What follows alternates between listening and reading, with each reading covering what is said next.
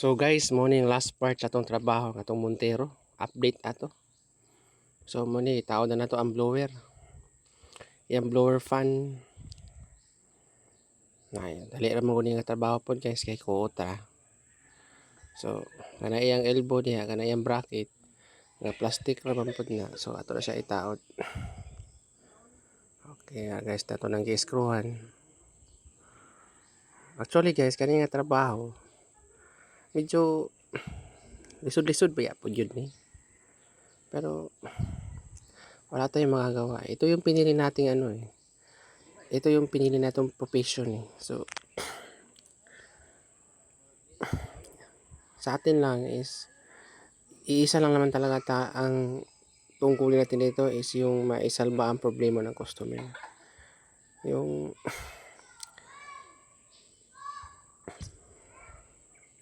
matapos ng problema. Yun yung gusto natong mangyari kasi nga ang problema naman nito guys is leaking. So ito guys, ibinalik ko na to, chinek up ko na lahat. Ang naging problema nito Montero na to is yung condenser niya. Yung dryer niya pala is tumama doon sa condenser kasi nung dating gumawa nawala siguro yung nut ay bolt na 10mm. Pinalitan ngayon ng 8mm. So nilagyan nila ng nut na 8mm din. Ang problema lang kumakalog. Umaalog kasi pag nalubak. So sa kadahilanan nabutas yung condenser kasi tumatama doon yung dryer. Yun yung dahilan. Hindi mo pa naman talaga makita kasi yung dryer nasa likuran. So wala talaga, hindi mo talaga makikita doon sa harapan. Hindi mo baklasin yung dryer. So dinetest ko na lahat to, yung harapan tsaka yung likod. Doon na ako sa condenser, yung last. Doon talaga.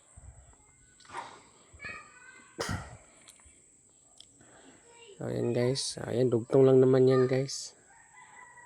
Yan, so ayan, yan lang last screw na yan. Ito yung module ng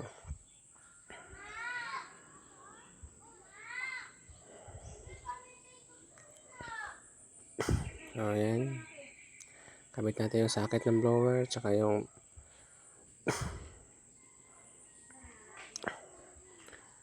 dugtungan ng ventilation nya. Ayan, so kabit na. So ayan, patapos na tayo dito sa harapan guys.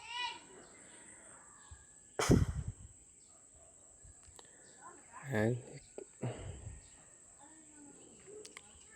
ganun lang magtrabaho guys, pakabit-kabit lang ng bolt. Ayan, higpitan, ganun lang, tapos magkakapira ka na. Tinanong nga ako minsan guys kung sa pagbablog ko ba daw is may kita na ba raw ako. Sabi ko naman wala. Hindi ko naman po ina-expect na kikita ako sa pagbablog kasi nga ang daming requirements ni Meta eh. Ay, ang purpose lang po mag-vlog is meron po akong record na sa aking gawa. In case mag-complain yung customer, kasi minsan kasi iniiwan lang yung sasakyan, at least may pakita ako na ito yung ginawa namin sir, ganito. Ito yun. Tsaka pag meron ako nakitang problema, tinatawagan ko agad yung customer. Ito naging sanay sir, binibidyo ko naman to sir. So ito guys, ito yung nasa likuran. Ayan yung resistor block nya. Ewan anong nangyari dyan, natupi. Kaya ginawan ko na lang ng paraan yan para hindi na tupi kasi. Ayan, balik na natin.